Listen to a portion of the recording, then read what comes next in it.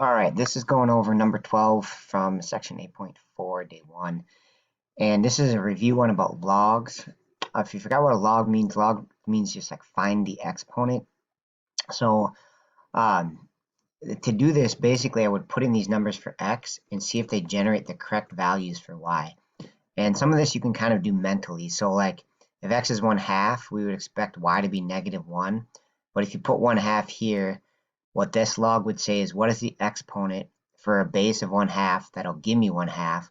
Well, the exponent I need to get 1/2 from 1/2 is just 1. So this one clearly is out, right? And you could keep doing that same kind of thing. But another good trick is you can just type these in the calculator and look at the table. So we know that F is out, but if I look at letter G quick, if I go in here and clear it out, I think it was negative log, I forget what it was, base 2 of x. Oh, so I need my log base key. I'm going to do negative math log base 2 of x, right?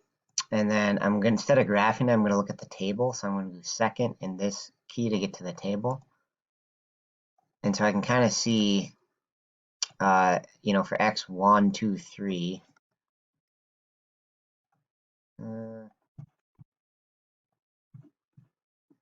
so x1 should be 0.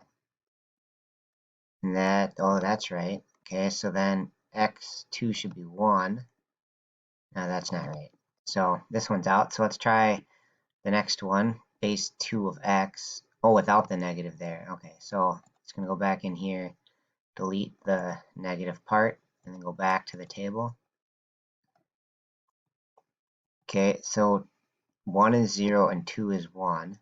And then 4 should be 2. So that's looking right.